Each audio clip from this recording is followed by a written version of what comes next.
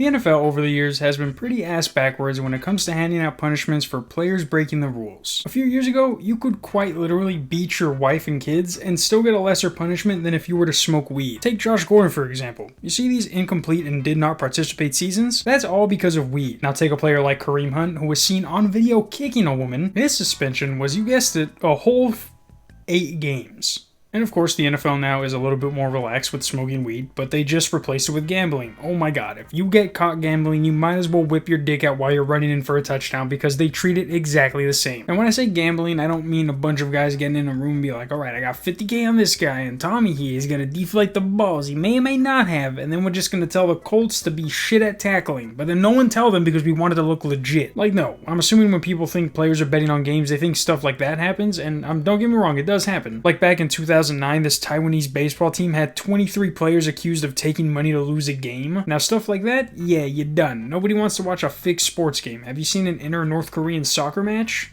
Whoever is told to win is gonna win. But as of recently, the players who are getting suspended for gambling have done nothing more than lose money like the rest of us. Take Calvin Ridley, who basically was suspended for a whole season for betting no more than $1,500 on games. Yeah, he did bet on his own team, but he wasn't even playing with them at the time. And then more recently, the NFL suspended 5 players for doing the same thing, 3 of them for a full season, and then 2 of them were only suspended for 6 games because they were betting on games while in an NFL facility. Do you understand how stupid that is? Not only are they like, alright, we're not going to bet on our own sport because you think we don't have connections to other sports as to influence the outcome, you're incredibly stupid, but you know what, we'll humor you. But they also probably lost their money. If any of these players were winning significant amounts of money, we would have heard about it in these articles talking about them. But it's never that, it's always how much money did they spend and how many games did they bet on. Like the most recent player to be suspended, Isaiah Rodgers, I shit you not, had an article saying that he could face a lifetime ban from the NFL. Greg Hardy threatened to kill his wife after he beat her and got his suspension reduced from 10 games to 4 games.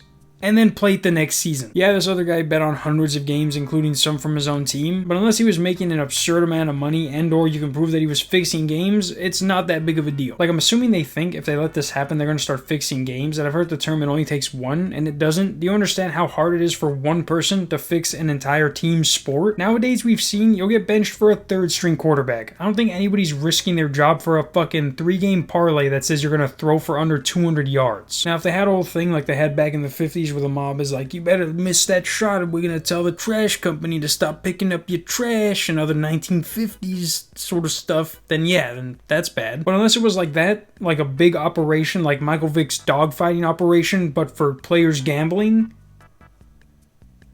shut up, maybe discipline them so they don't bet on football games anymore, but a lifetime ban? You guys denied CTE existed and you want to talk about these guys breaking the rules?